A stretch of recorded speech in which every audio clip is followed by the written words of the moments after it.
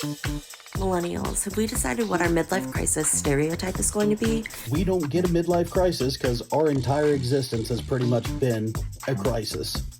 I got a lot of comments and responses on the question of what our midlife crisis is going to be for millennials. One was Granny Life.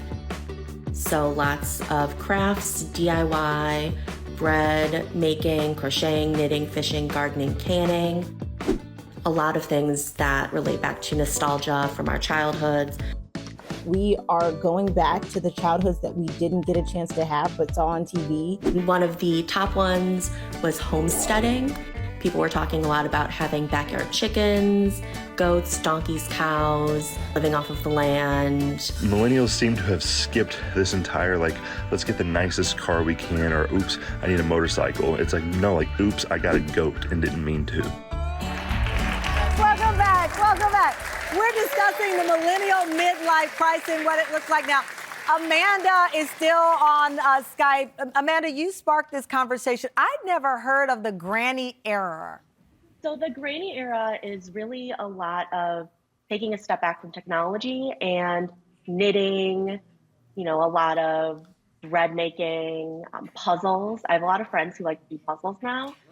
So it's, I think, a break from the fast-paced life and the internet that was introduced when we were younger. I love that you said that because someone on social media said no more clubbing. And I was like, I spent my 30s in freakum dresses and heels and I could have been having goats and things like that. I mean, I love this, Tyler, because you talk about the same thing. You have no desire to buy a fancy car. You don't seek that kind of validation. No. Yeah, rather than having a fancy car, I'd really like a new shovel. I recently broke mine. I spend my time outside my backyard, getting my hands dirty, growing food, and that's where I want to spend my time now. Yeah. And for forever. That's what I want to grow into.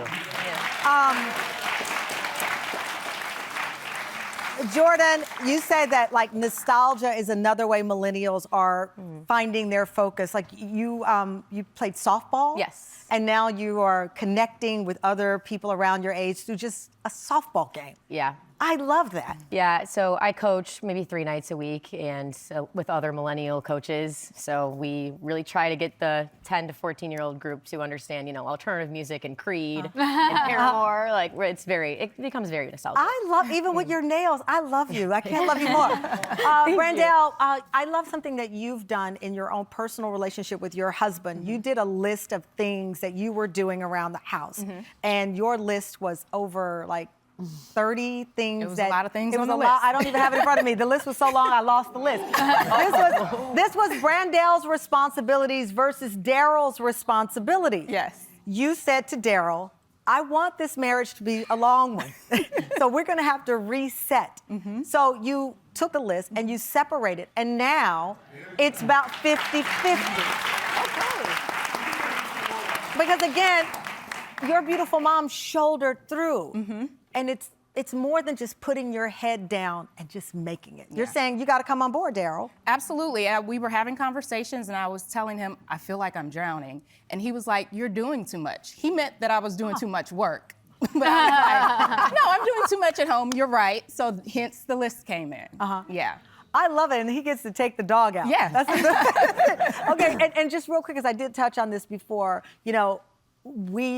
the 3 or 4 of us, all of us happen to be parents. Jordan is single, no kids. In the research, is there a significant difference, particularly for women? I know you said the expense of it, but just the pressure in general of needing this fulfilling life. I think women feel more pressure on their personal life, and I think men feel a lot of pressure between making money. And I would say that's sort of the difference if they're still single in their 30s, 40s. That's where I would draw it. It's fascinating. Yeah. Thank you so much for joining us. Amanda, thank you for joining us as well. Reshma's podcast, you must listen to it. It is called My So Called Midlife. It's available on streaming platforms. Fam, head over to our website, TamronHallShow.com, and you can follow all of our guests. We'll tell you where to find them.